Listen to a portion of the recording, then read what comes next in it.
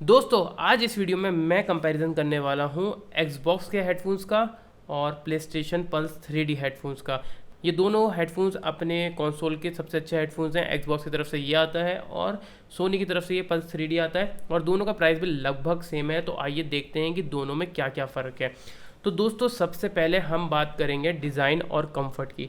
पहले हम इसकी बात कर लेते हैं सोनी के हेडफोन्स की, क्योंकि इसका रिव्यू पहले आया था तो पहले हम इसकी बात करते हैं। तो यहाँ पे बात करूँ तो यहाँ पर आपको एक हेड रेस्ट देखने को मिलता है जो कि आपके हेड के हिसाब से ऊपर नीचे हो जाता है, ठीक है।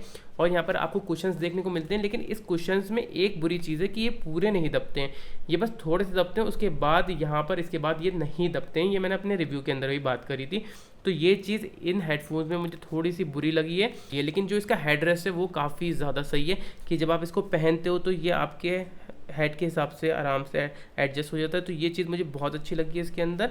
और इसका डिज़ाइन भी मुझे ज़्यादा खूबसूरत लगा है, मतलब ज़्यादा फ्यूचरिस्टिक ऐसा लगा है कि काफ़ी ज़्यादा अच्छा है। वाइट वाला और अच्छा लगता है, लेकिन हमारे पास ब्लैक है तो हम ब्लैक से ही काम चलाते हैं। और यहाँ पर अगर मैं बात करूँ Xbox वाले हेडफोन्स की, तो इसके कुशन्स बहुत ज़्यादा सॉफ्ट हैं, लेकिन जो इसका डिज़ाइन है वो मुझे इतना अच्छा नहीं लगा है जितना मुझे सोनी के हेडफोन्स का लगा है। मतलब इनका डिज़ाइन काफ़ी ज़्यादा अच्छा लगता है और मुझे इसका डिज़ाइन भी ज़्यादा प्रीमियम लगा है सोनी का। इसका डिज़ाइन मुझे बस ठीक ठीक लगा है कि हाँ सही है, इसका काफ़ी ज़्यादा अच्छा लगता है कि हाँ यार कोई महंगी चीज़ खरीदी है, इसमें पता चलती है। तो अगर अगर कंफर्ट की बात हो तो वहाँ पर मेरा पॉइंट लेके जाएगा ये Xbox के हेडफोन, लेकिन डिज़ाइन की मामले की बात करी जाए तो वहाँ पे पूरे के पूरे मार्क्स लेके जाएगा ये सोनी के हेडफोन्स। और एनी डे अगर मुझे डिज़ाइन और कंफर्ट में से कोई चीज़ चुननी होगी तो ऑफकोर्स मैं कंफर्ट ही चुनूंगा, तो पॉइंट इसको जाता है। लेकिन डिज़ाइन के मामले में अगर आपको लेना है तो आप ले सकते हो, लेकिन ये मुझे ज़्यादा अच्छा लगता है। अब इसके बाद हम बात कर लेते हैं दोनों के फीचर्स की, ठीक है। अब फीचर्स क्या हैं, क्योंकि दोनों में कई सारे फीचर देखने को मिलते हैं। जैसे यहाँ पर जो सोनी के हेडफोन्स हैं इसके अंदर आपको माइक भी देखने को मिलेगा, आप इसके अंदर मॉनिटरिंग भी कर सकते हैं अपनी साउंड को आराम से, आप चैट और गेम की भी वॉइस आगे पीछे कर सकते हैं।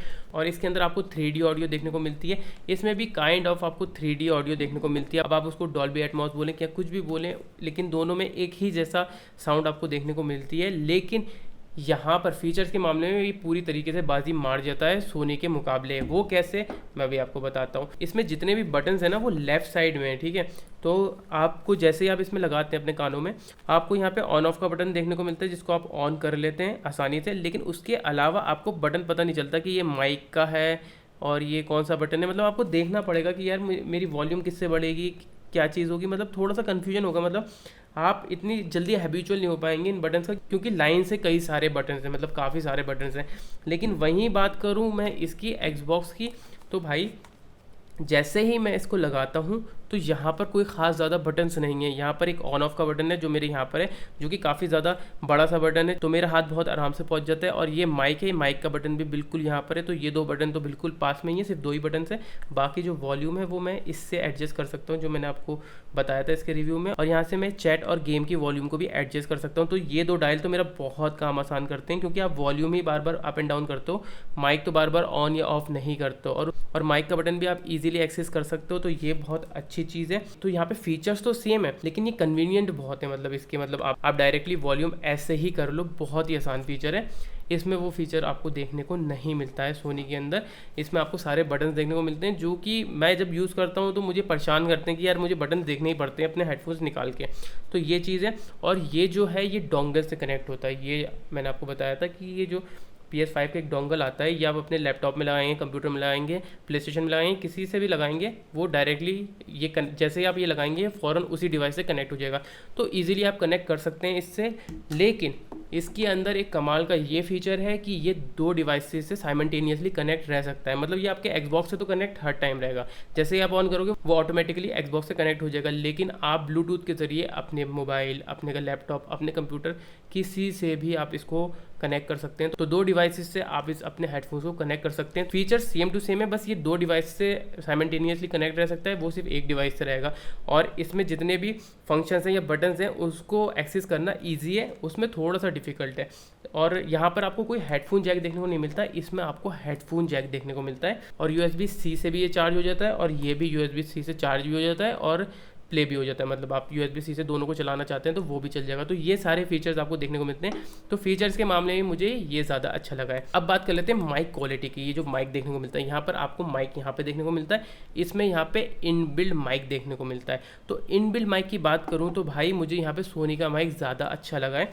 इसका माइक ओके जब मैंने माइक मॉनिटरिंग करी थी तो मुझे इसका माइक मुझे थोड़ा हल्का लगा, जबकि ये बिल्कुल पास में यहाँ पर आपको माइक देखने को मिलता है, लेकिन फिर भी मुझे इसकी माइक की क्वालिटी थोड़ी हल्की लगी है, लेकिन इसकी माइक की क्वालिटी काफ़ी ज़्यादा अच्छी है।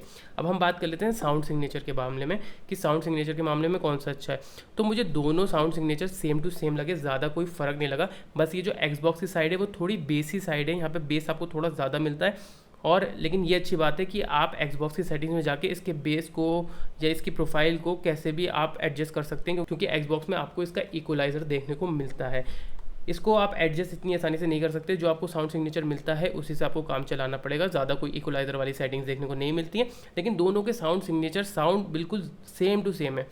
तो ये पॉइंट दोनों के बराबर में हक में जाता है, कोई ज़्यादा कोई फ़र्क नहीं है। इसमें बस बेस ज़्यादा है जो आप इक्वलाइज़र से थोड़ा कम भी कर सकते हैं, तो सेम टू सेम है, कोई ज़मीन आसमान का कोई ख़ास फ़र्क नहीं है। और दोनों के अंदर आपको 3D ऑडियो जैसे ऑप्शन देखने को मिल जाते हैं। नाम अलग अलग हैं लेकिन काम एक ही है कि क्या अगर आपके लेफ़्ट से कोई कार गुजरी है तो आपको लेफ़्ट में आवाज़ आएगी उसकी गुजरने की, राइट से गुजरी है तो राइट में आएगी आवाज़। अगर कोई लेफ़्ट में इंसान बोल रहा है तो आपको लेफ़्ट में सुनाई देगा, राइट में कोई बोल रहा है तो राइट में सुनाई देगा। तो वो एक 3D ऑडियो का इफेक्ट दोनों में आपको देखने को मिलता है और दोनों में बहुत अच्छे से काम करते हैं, मतलब बहुत ज़्यादा अच्छे से। तो आपको लेना कौन सा चाहिए, कि आपको Xbox वाला लेना चाहिए या प्ले स्टेशन? मैंने आपको दोनों बता दिए। तो भाई सिंपली बात बोलूँ तो प्ले स्टेशन है तो प्ले स्टेशन वाला लो, Xbox है तो Xbox वाला लो, क्योंकि भाई दोनों एक दूसरे के साथ ही अच्छे से काम कर पाएंगे। अगर दोनों को आप आपस में बदल दोगे कि Xbox वाला प्ले स्टेशन में यूज़ कर रहे हो और प्ले स्टेशन वाला आप Xbox में यूज़ कर रहे हो, तो उतने ज़्यादा फीचर्स काम नहीं कर पाएंगे। लेकिन एनी डे में जो एज है वो मैं इसको दूंगा, क्योंकि भाई इसकी वॉल्यूम और गेम और चैट को एडजस्ट करना इसमें ज़्यादा आसान है, वॉल्यूम भी इसको एडजस्ट करना ज़्यादा आसान है, माइक को ऑन ऑफ करना भी इसमें ज़्यादा आसान है। मतलब ये ज़्यादा अच्छा है और ज़्यादा कंफर्टेबल भी है। तो मुझे ये एनी डे ये ज़्यादा अच्छा लगा है। ये भी काफ़ी ज़्यादा अच्छा है लेकिन ये उतना कंफर्टेबल नहीं है, और इसके जो बटन्स हैं ना उनको याद करना ना काफ़ी ज़्यादा मुश्किल है। तो Xbox वाले हेडफोन ज़्यादा अच्छे हैं।